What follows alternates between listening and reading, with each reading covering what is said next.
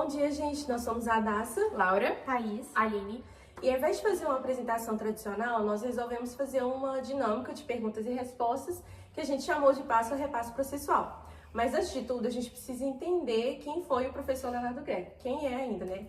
Então, Andassa, Leonardo Greco é um dos principais processualistas do direito brasileiro, formado em 67 pela USP e atuou como secretário jurídico no STF para o seu grande mestre orientador, o ministro Moacir Amaral Santos. Ele trouxe para a UFRJ e para a UERJ a visão de que o processo é uma clínica.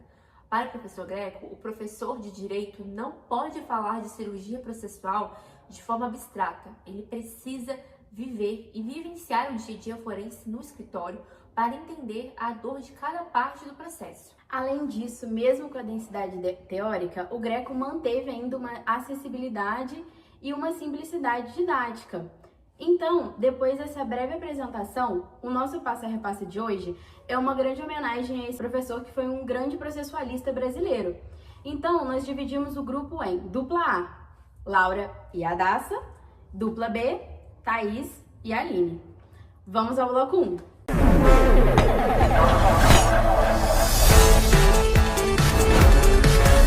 Em primeiro lugar, nós vamos fazer uma análise do texto, disposições gerais sobre a sentença do Greco, e depois nós vamos fazer algumas perguntas para a dupla B para testar os conhecimentos dela sobre o tema. O texto ele faz parte do livro Código de Processo Civil Anotado, em que o Greco foi um dos autores. Ele foi publicado em São Paulo em 2021 e ele analisa as regras do CPC 2015 referente a sentenças, detalhando as hipóteses em que o processo é finalizado com ou sem a resolução do mérito. Primeiro, o Greco ele explica no texto sobre a extinção sem resolução do mérito que é previsto no artigo 485 do CPC 2015, que trata das decisões terminativas nas quais o juiz ele extingue o processo sem analisar o mérito da causa.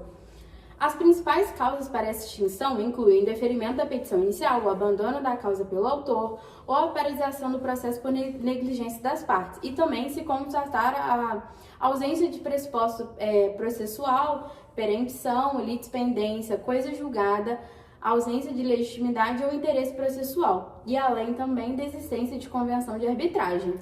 Além disso, também, ao decorrer do texto, o Greco ele aborda também a repropositura de ação e também as suas limitações que estão previstas ali no artigo 486. Então, como não há resolução de mérito nos casos desse artigo 485, a decisão ela não impede que o autor possa propor a mesma ação novamente no Poder Judiciário. E, além disso, também ele ressalta que há algumas limitações para esse poder do autor.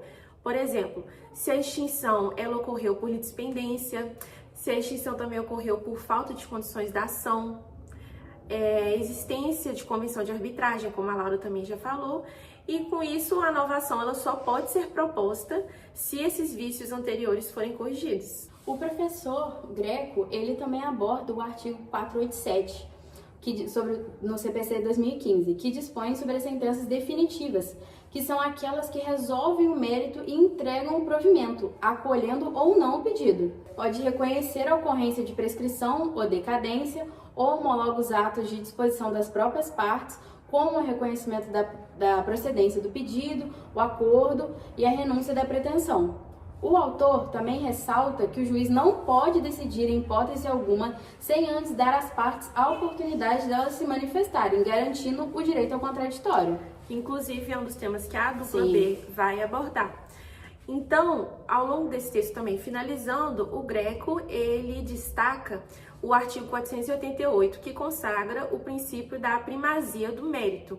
E ele determina esse princípio que sempre que for possível, o juiz ele deve superar esses defeitos processuais e resolver o mérito da decisão que for favorável à parte que se beneficiaria, que seria beneficiada, por uma eventual extinção sem resolução do mérito. Então, a gente entende com esse texto que o processo ele não deve ser um fim em si mesmo.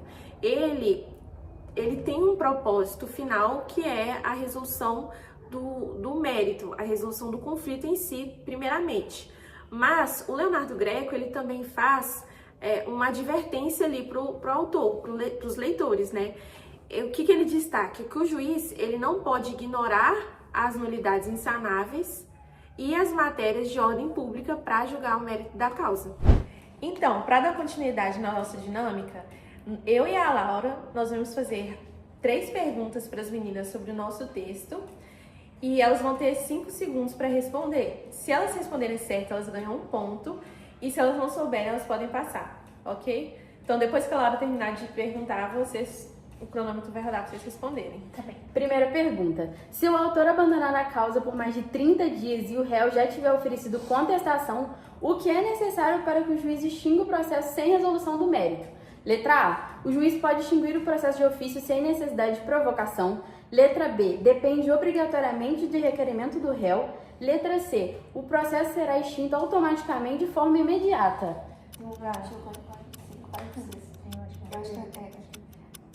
Qual é a resposta? É letra B. Por conta do artigo 405, parágrafo 6º. Isso aí. Após o oferecimento da contestação, a extinção do processo por abandono da causa pelo autor não pode ser feita de ofício pelo juiz, dependendo obrigatoriamente do requerimento do réu. As meninas acertaram. Segunda pergunta. Se o juiz verificar que a decisão final de mérito será favorável à parte que se beneficiaria com a extinção sem resolução de mérito, o réu, por exemplo, o que ele deve fazer? Letra A. Deve extinguir o processo sem resolução de mérito mesmo assim. Deve julgar o mérito da causa desde que seja possível ou deve anular todo o processo e determinar o reinício de todos os atos processuais. Vai, tô marcando. Tem o artigo 488. Acho que é bem isso, por causa do artigo 488. Certo, meninas? O artigo 488, ele prioriza a resolução definitiva do litígio. Se a decisão de mérito for favorável à parte a quem aproveitaria a extinção processual, que é geralmente o réu, o juiz deve superar o vício formal e resolver o mérito da causa. Parabéns, meninas! Pergunta número 3. Até qual momento processual o autor pode desistir da ação de forma unilateral, ou seja, sem precisar do consentimento do réu?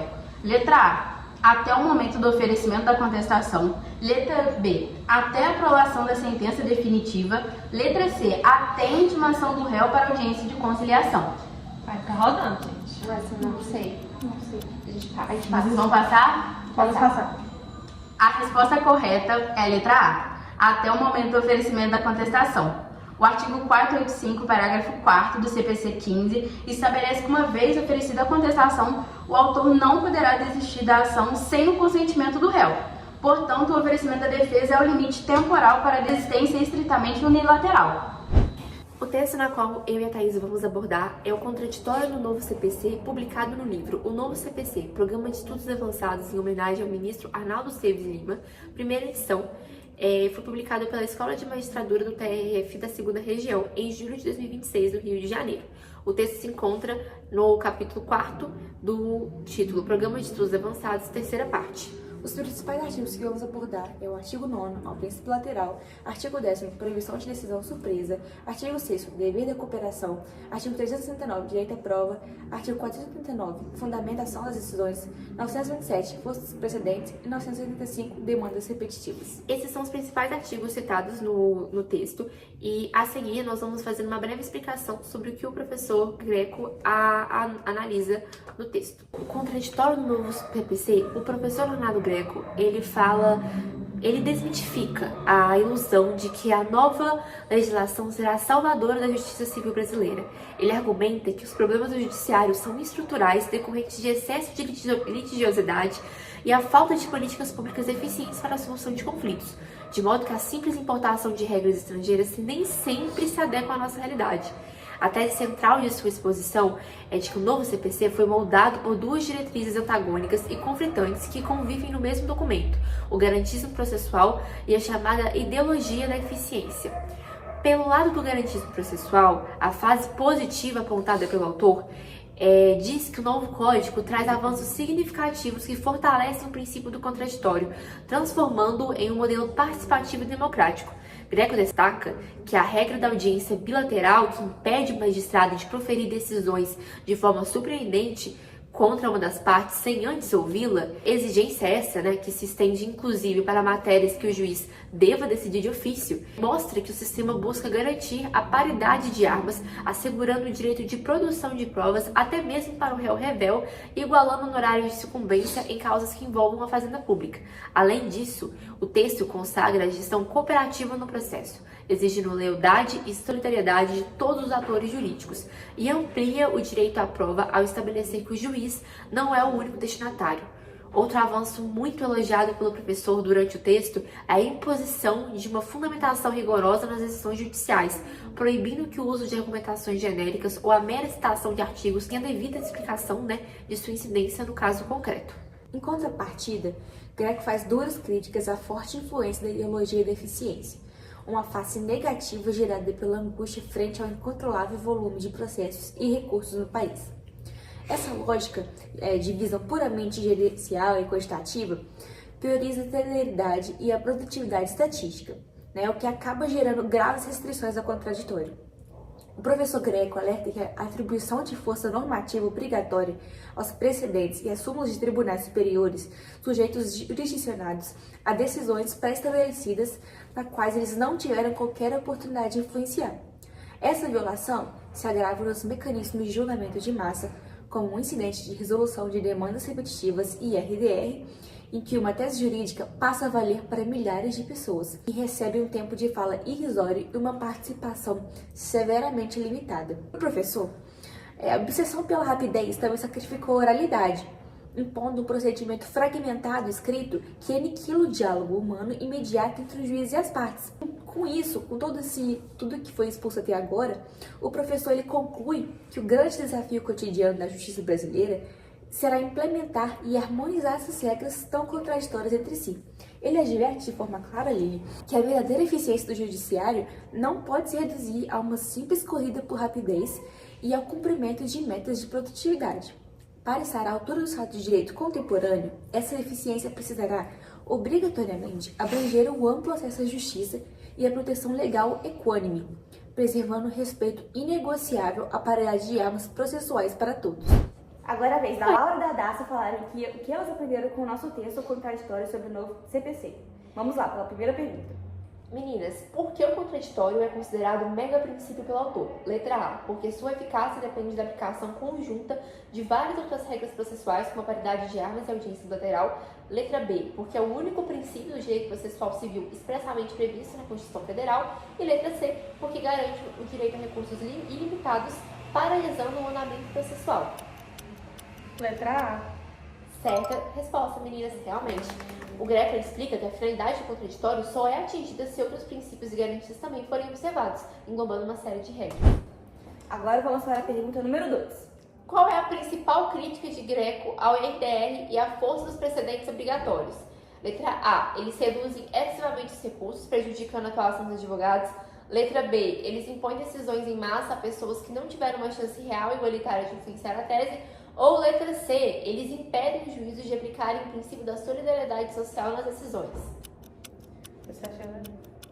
Eu tava em dúvida entre a A, mas acho que é a letra B. Acho que é a letra B. Correta resposta, meninas. Realmente, o professor alerta que esses mecanismos julgam casos repetitivos, aplicando uma mesma tese a milhares de interessados que sequer participaram efetivamente de um debate originário. Agora vamos para a terceira e última pergunta. Quais são as duas diretrizes antagônicas que influenciaram o novo CPC segundo o autor? Letra A privativação das execuções e a busca exclusiva pela celeridade. Letra B, o garantismo processual e a ideologia da eficiência. E letra C, o princípio inquisitório e a extinção de procedimentos escritos. Letra B. Letra B? Correta resposta, meninas. O professor explica que o código é dividido entre a necessidade de respeitar as garantias fundamentais das partes, o garantismo, e a visão gerencial que busca apenas a produtividade e a rapidez, que é a eficiência. Então, gente, esse foi o vídeo, nosso resultado. Eu e a Laura, nós acertamos mais, as meninas passaram uma. E a gente espera que vocês tenham entendido o tema e compreendido um pouco mais, sobre o Leonardo Greco. Parabéns, meninas, por terem Parabéns. E é isso, como a Radassa já falou, a gente espera que tenha conseguido trazer um pouco mais sobre os ensinamentos do Leonardo Greco. E foi muito interessante e divertido mesmo poder fazer essa dinâmica pra vocês.